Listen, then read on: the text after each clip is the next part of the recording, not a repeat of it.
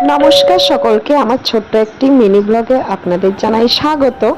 তো আজকে হচ্ছে রবিবারে ভাবলাম কি সকালবেলা উঠে আগে পুজোটা দিয়ে নিই। তো তার জন্য আমি সকাল 5টাতে উঠে গেছি আর এখন ঠাকুরকে ঘুম থেকে উঠাচ্ছি।